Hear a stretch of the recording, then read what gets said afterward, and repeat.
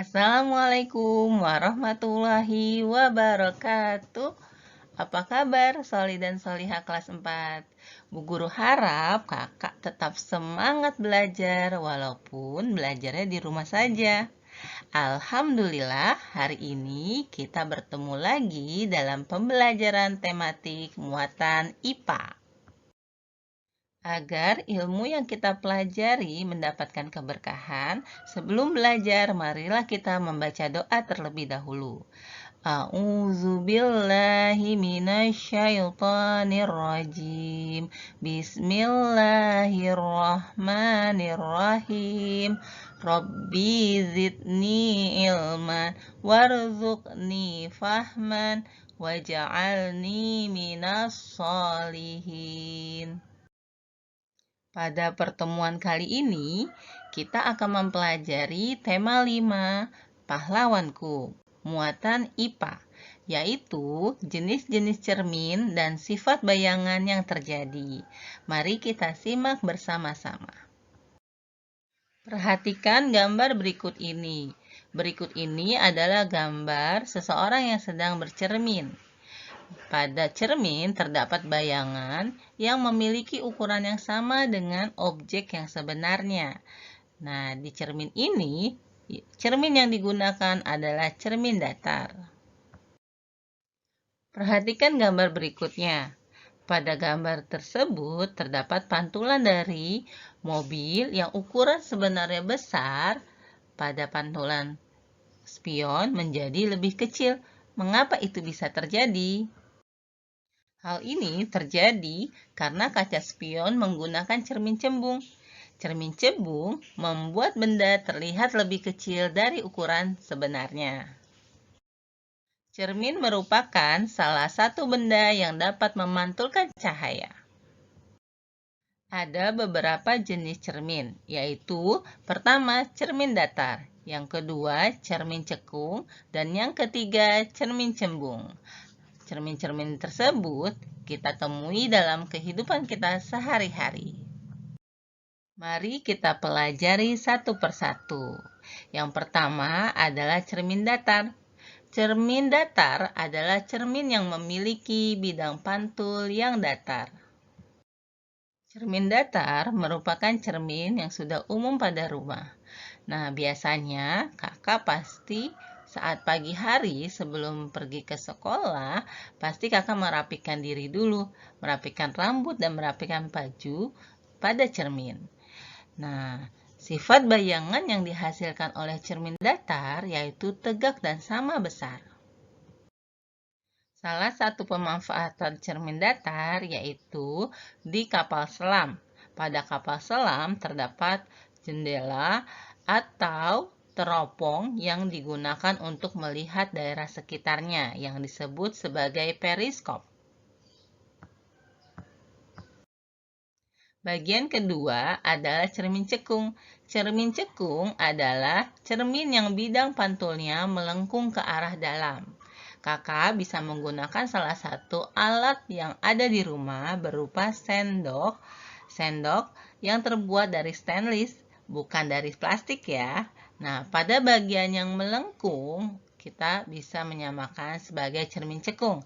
Tetapi pada bagian yang mengembung disebut cermin cembung. Selain bagian cekung dari sendok yang terbuat dari stainless, maka alat yang menggunakan sifat atau manfaat dari cermin cekung adalah alat kedokteran yang digunakan untuk melihat bagian gigi yang akan diobati. Selain itu, terdapat juga pada reflektor dari senter. Sifat-sifat cermin cekung yaitu cermin cekung akan menghasilkan bayangan yang terbalik dan diperkecil, tetapi juga bisa menghasilkan bayangan yang terbalik dan diperbesar. Mengapa hal itu bisa terjadi? Hal ini dipengaruhi oleh jauh dekatnya jarak benda dengan cermin cekung. Cermin yang berikutnya adalah cermin cembung. Apakah kakak bisa memperhatikan gambar yang terdapat di layar? Ya, Gambar yang terdapat di layar merupakan salah satu cermin yang biasa kita lihat di persimpangan jalan. Di persimpangan jalan biasanya terdapat satu cermin yang bisa membuat kita bisa melihat bagian lain dari sisi jalan. Nah, itu disebut cermin cembung. Selain cermin jalan atau cermin tikungan, terdapat juga kaca supermarket. Biasanya terdapat di bagian belakang supermarket sehingga para kasir atau karyawan bisa tetap mengawasi pembeli yang datang. Selain itu, cermin cembung juga terdapat pada spion mobil, baik itu spion mobil, spion motor, truk, bis, maupun kendaraan darat lainnya. Kemudian, selain dari cermin tikungan, cermin di supermarket, spion, dan terdapat juga di sendok yang stainless, bagian belakangnya atau bagian cembungnya. Sifat bayangan cermin cembung yaitu bayangan yang dihasilkan tegak dan diperkecil. Hal ini terlihat dari pantulan gambar mobil yang terdapat di kaca spion. Mobil terlihat kecil dan tegak, padahal mobil ukuran sebenarnya lebih besar dari ukuran di kaca. Untuk lebih memahami tentang bayangan cermin, kita akan melakukan praktik sederhana, yaitu kita siapkan berupa cermin datar, cermin cekung atau sendok bagian cekungan, kemudian cermin cembung dengan menggunakan sendok bagian cembungan atau spion. Nah, bagaimana caranya? Mari kita simak. Mari kita lakukan percobaannya. Langkah pertama yaitu berdirilah di depan cermin datar. Amati bayanganmu di cermin itu. Lalu tulis sifat-sifat bayangan yang terbentuk. Yang kedua, peganglah sendok dari stainless dengan tangan. Bercerminlah pada bagian sendok yang cekung. Amatilah bayangan wajahmu pada bagian sendok tersebut. Bagaimana bayanganmu pada cermin tersebut? Tulislah sifat-sifat bayangan yang terbentuk. Langkah ketiga, dekatkan telunjukmu pada cekungan sendok. Bagaimana bayangan yang tampak? Tulislah sifat-sifat bayangan yang terbentuk. Kemudian, langkah keempat, bercerminlah pada bagian sendok yang cembung atau yang melengkung keluar ya. Amati bayangan-bayangan wajahmu pada bagian sendok yang cembung. Bagaimana bayangan-bayangan pada cermin?